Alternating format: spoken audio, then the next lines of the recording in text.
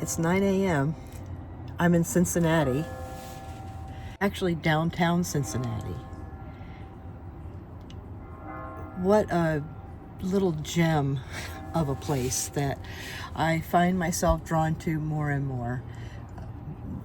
Do have a subscriber that moved here sight unseen, just going by research of what they were looking for as a place to be kind of like the last community that they want to jump in and uplift. So it's pretty exciting. And I love, before technology, before we had watches, it was the church tower that told us what time it was. It would chime, and then we would all wrap up what we were doing and then go on to the next thing. And that's what's going to happen here. I'm waiting for Kindred Spirit Karen to let me know when she's ready.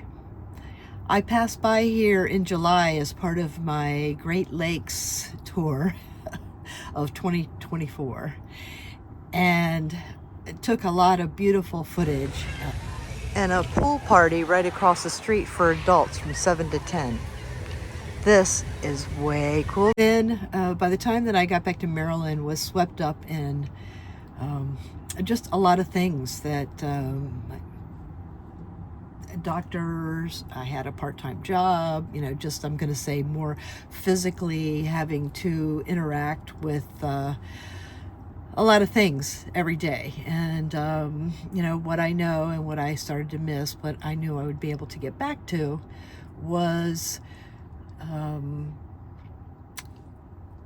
after that expansion of a few months going within. And that's really what September is for me every year, on many different levels. If you've been here for a while, you've seen glimpses of it. And if you're just joining us, I want to encourage you to please subscribe. I'm on a member drive looking for kindred spirits that I can visit and help tell your story. And with that, the next story we're going to hear is from Kindred Spirit Karen here in Cincinnati. She has written a book. This is a memoir of Karen's life, and it is amazing to know her now all these years later, and is a testament to the human ability to stay connected with that animating force within us, whatever we call it. I feel more than ever that it is the stories of women that I am here to record, to the extent that they are out of being able to allow themselves to be visible, to actually tell their story. So Karen is going to be telling her story here soon. She has watched the footage that I took last summer, and between that, our talk yesterday, the book, and all the questions that I asked about her, basically, I'm going to turn on the camera and just let her talk about where she is right this red hot minute. Yeah, Cincinnati, Ohio. Kindred Spirit Karen, here we are. I don't know if I want to be on this thing or not.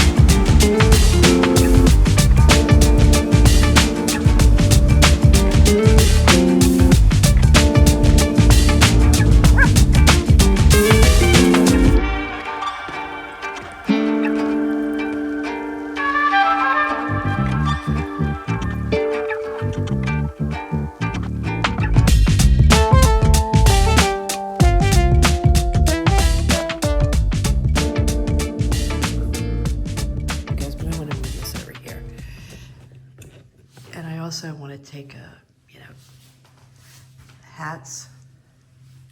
Yes, hat. I mean, I'm never without a hat. So Yeah. this is the only time I'm without a hat is when I'm at home, in Ah. my house. Oh, okay. Otherwise, So we should. if I walk out the door, I have a hat on. So we should feel very, very, very special that you are allowing us to see all of you. That I'm Actually, hatless. that you're hatless. And I'm taking a wide angle here. Are you okay? You're still okay? Okay. All right. So this is Kindred Spirit Karen, everyone. And Karen began just as I mean, you commented and then became a subscriber. Right. And I don't know, I don't know, I always felt a connection. Yeah, I did too. Good. Excellent. And you were somebody who said, you know, if you're out here, when I kept putting out the word, said, you know, stop on by. And that was in California. That was in California, yes. And of course, I did not know you that well. And I'm coming down thinking that we're going to hook up, you know, we're going to meet up. And you're like, hey. I moved. Actually, you were getting ready to move. And it was like a week. Yeah, yes. And, you know, again, I didn't know you well enough, but I'm like, that is so cool. And when you said it was Cincinnati, I'm being honest when I say, oh, good, because I feel like that's like more on my route. Right. Yes. What's going to end up being, even though I didn't know it. Right. Okay. Right. So that's going to segue kind of into this, is that Karen lives on my nomad route. On your path. On my path. And Cincinnati is a vibrant, I really like it here. Mm-hmm. And so I'm going to stop talking, and I'm just going to let Karen talk about anything you want, whether you want to revisit this or weave it in. Weave it in. Yeah, that's a new word that we all, you know, despite its origins, I can see. Yes. I can see. Right. Right. A way. Okay. So, just to talk about my book, it's kind of hard to talk about a book that you write. It's not a simple thing to do. It took 10 years to write. It covers my long, long, long life. And it's hard to summarize it or bring it down to a small little bite. But mostly I felt a real need to write it, to encourage women that might have gone through some of the things that I've gone through, like getting married at 14 and having 3 kids by 17, and really bad relationships and really no family. And so I wrote this to show that you not only can survive it, you can thrive. Yeah. And that's why I wrote it. Yeah. And I really am grateful that you wrote it. Thank you. It is written so well that I had to confess to Karen when I got here is that I could only get to this far. And I know I'm going to read the whole thing, but it is very, very, I can feel, you know, your words, like really deeply. And it's not easy to read. The first part, or the main part, is not easy reading. It's got violence and abuse. Yeah.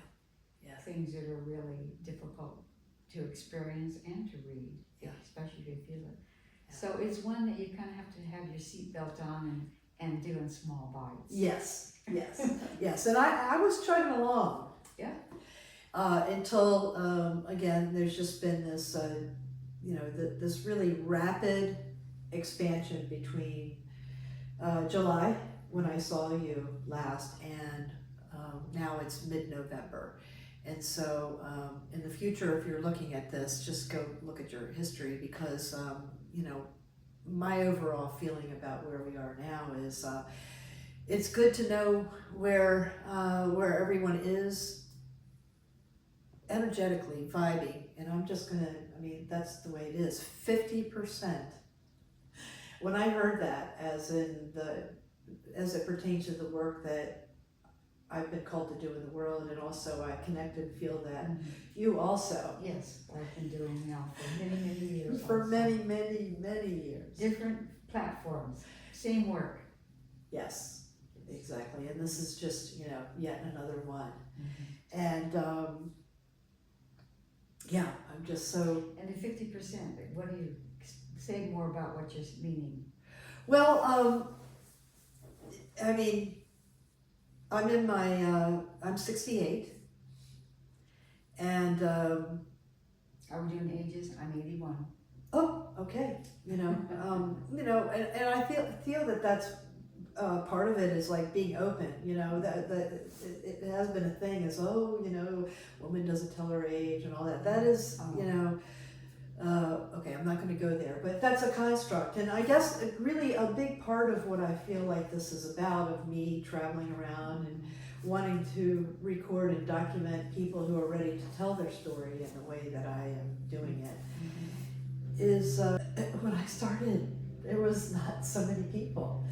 I didn't have anyone to look.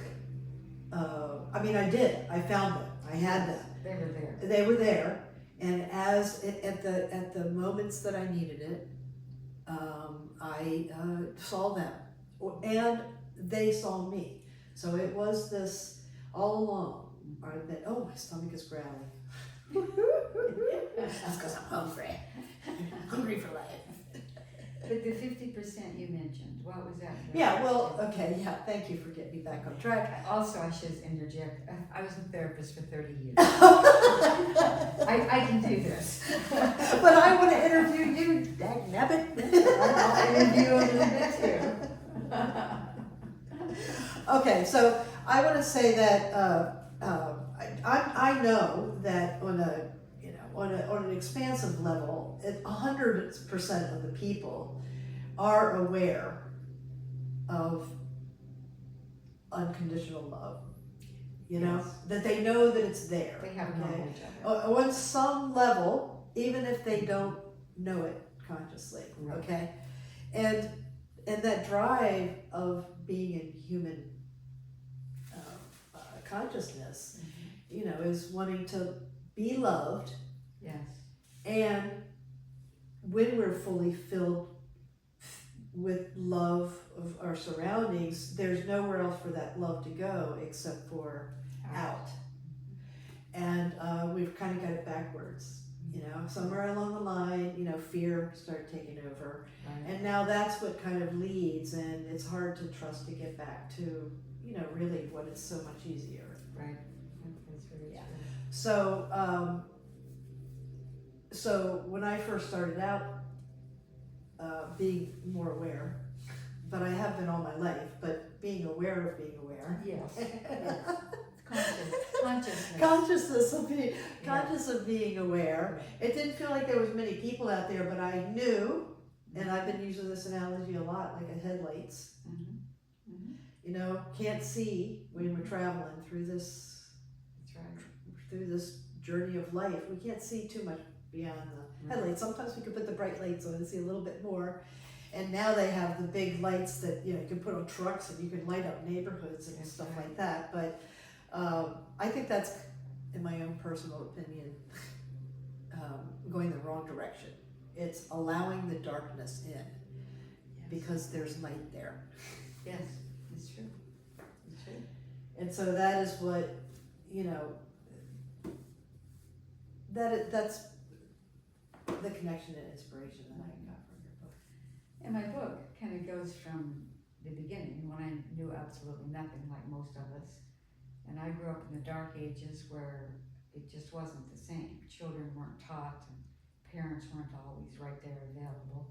So you have to stumble along and try to find your way. And it's about finding my way, and all of the mistakes and problems that were created by me, because I had no idea what I was doing. And so it's a universal problem, but people don't talk about it. A lot of ways that women, specifically, have had to figure things out. True. And then when I was a therapist, I became a therapist because I wanted to work with women. I mean, I worked with everyone, but they were my specialty. And older women, mostly, usually 40 and up, but not always.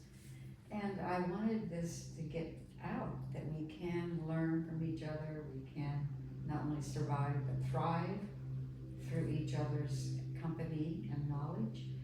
And so that's why I became a therapist. And so how it always looked to me was that I was only working with maybe 5, 10 women at a time, like in a group. But it was the ripple effect. And you could see it happen. First their family, and then a little larger. So the word went out the same in this ripple effect. And that's kind of what you're doing too. Yes, yes. And we're called to do it whatever way it is. We are. It is. Whatever way it is. Whatever way. Don't even know why that calling happened. Yeah. Yeah. There was that seed all along. Yeah. That somehow was just pulling you forward, right. Helping you get back up again. Right. And I talk about in the book that mystical feeling of knowing that is very difficult to put into words, let alone understand. Yeah. And my way that I worked through that was quite interesting, because when it hit me, the clarity in big time, I was afraid of it actually. And I had to learn to trust. And what can you put your finger on what is a specific fear? Because it didn't feel like it was coming from my consciousness. It wasn't like I'm going to think about this and say that thing. It didn't come like that. Yeah. It just came out. Yeah. And I didn't know where it came from. And it was very scary. But it was always right. That's what I had to learn to trust. Yeah, like it's direct, for sure. Yes. And there's no shame, there's no guilt, there's no whatever. It's a like rerouting. Yeah. But it's very unusual. I mean, and I'm sure that millions of people experience it. Yes. But there's no place to talk about it, or people think you're just woo-woo. You know, that is. Or, yeah, I mean, you know, now I kind of long for the days of woo-woo, you know, because now it's woke, you know, and it's so, that's so much hard. I know it's not the same, you know, and there's kind of I can see you know, it's a shaming, yes, you know, for being softer around the edges, right. Because, you know, there's a lot of fear in this world, and you got to be ready to go at all times. Mm-hmm. Just being trusting and loving and letting people in. Even you don't have to know them. You can be standing in line, and you start talking, and you let them in, and you can see them. They let you in. It can be a very brief encounter, but it's so powerful and so real. Oh my gosh! And I have to. We walked around yesterday, and I can tell that Karen's circle of influence and upliftment and happiness and gratitude is just everywhere we went. I'm at the park in Cincinnati, and this place just is amazing me more every second. This is well, either zucchini or what was it? Yellow squash, some kind of squash. And Kindred Spirit Karen tells me that they plant food like this all over the city. Is that like, wow. Wow. They have music festivals and everything. And now we're gonna go sit into some rocking chairs. Okay, we have this little beautiful flower of Diane walking over to more beautiful flowers. We are still in Washington Park, Cincinnati. There's too much here to even see and take in unless you have about 2 weeks. I have to hold this steady now. I have to be like professional Diane.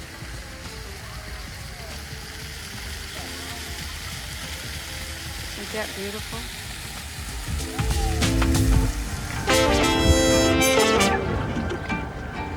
Look at that acrobatic lady. Well, maybe. She's got to fight with the person. Oh, there. Up and over. Yay! Thank you. So that's where you watch jazz. And you were telling me that, you were telling me that this was sight unseen, that you moved here. And also, and that it's so wonderful. I just can't. It's turned out to be exactly as I thought. I found my apartment before I ever moved here, and it turned out to be perfect. Mm-hmm. And this is probably the best thing I've ever done in my life. And the fact that I'm almost 81, all of my friends thought this was the craziest, most insane thing that anybody could do. And they are so wrong. They are so wrong. They are so wrong. I mean, there's everything right about this. Everything right.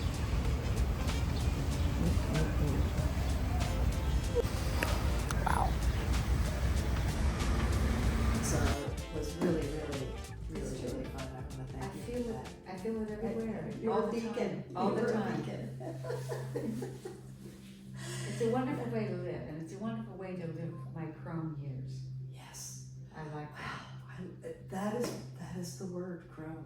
Embracing our croneness. Yes. I know that in the pandemic, my hair was always like about your length, probably about the time when it started, maybe getting a little bit longer, because I had been traveling for a few months. But then when we were locked in, I had like this much of a ponytail, and I just pulled it to the side one day, and I went, wow, crone.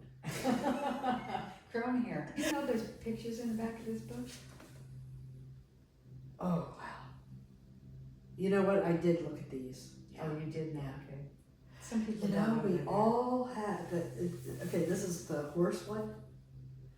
That the my one with- sister. That. Oh, the that's horses. me. I'm holding them.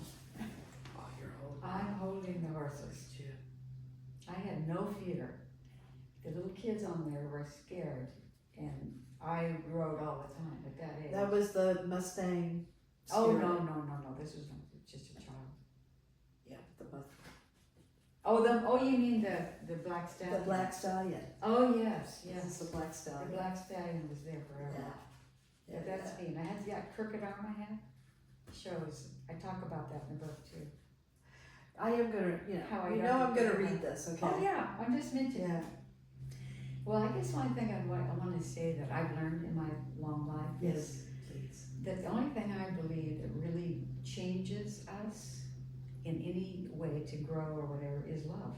Yes. That really love is the power in the movement. I don't mean that necessarily romantic love, but a love of yourself, other people, your life. It changes us. Yeah. There's some. It really does, and it is. You touched on it. It is. There is a mysticism There is. to it. There is. It's kind of like when you know, you know. That's right. And so you can't, or I can't. Let me claim it for myself.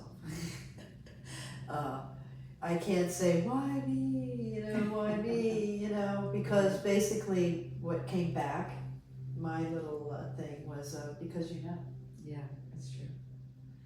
And it's kind of like, you're right. I think early on it felt like a burden to me. Yeah, Like I was of carrying course. this burden thing that I could feel these things and knew these things and didn't know what to do with them and didn't understand it, and people didn't really respect it or understand it either. And it was like, oh my God, did I have to carry this my whole life? But now it's the magic of it is I've got it. So would you say that they were the push-ups?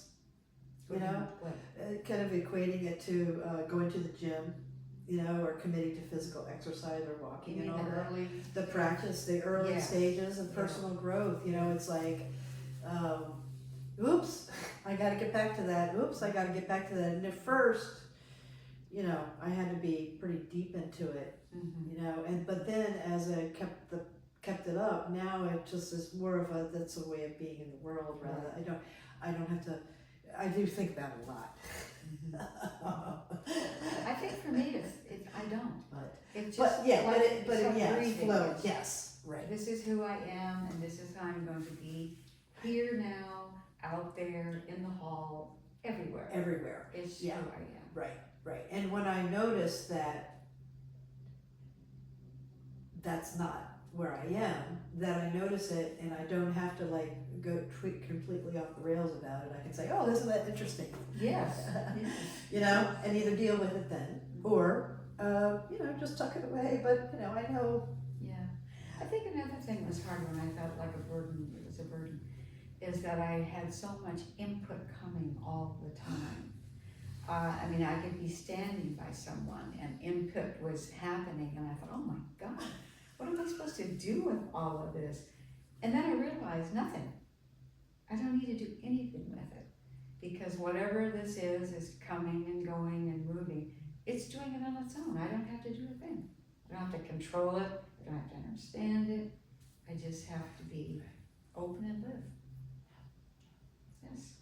And how many times when that happened, when that exact like little sequence that happened in a nanosecond, Yes. did you instantly know that the whole space was like down a notch?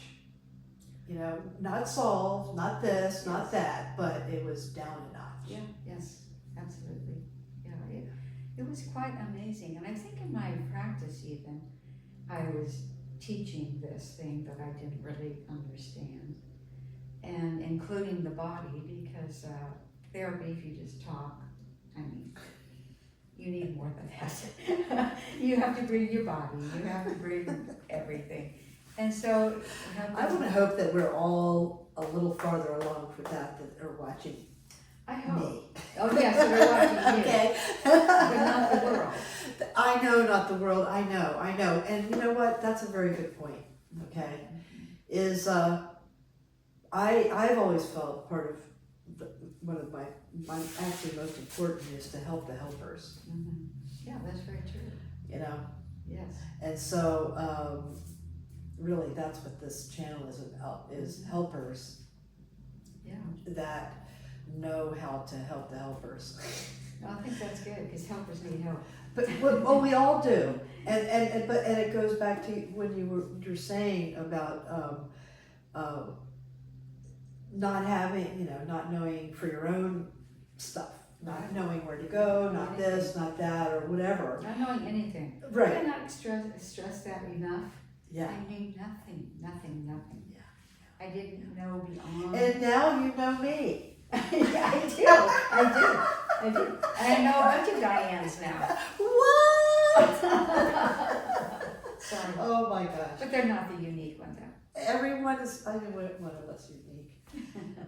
Well, listen, Karen, I am so happy that you allowed yourself to show up. To grow into myself. To grow, yes. I allowed myself to grow into myself. I know you allowed yourself to grow into yourself, and you are showing a way to do that. And as I am showing a way, as you, Kindred Spirit, are showing a way in your community to do it. So I can't wait to hear your comments and subscribe. I've actually just published a workshop series about finding your core values on the member portal of my channel. It's a new thing.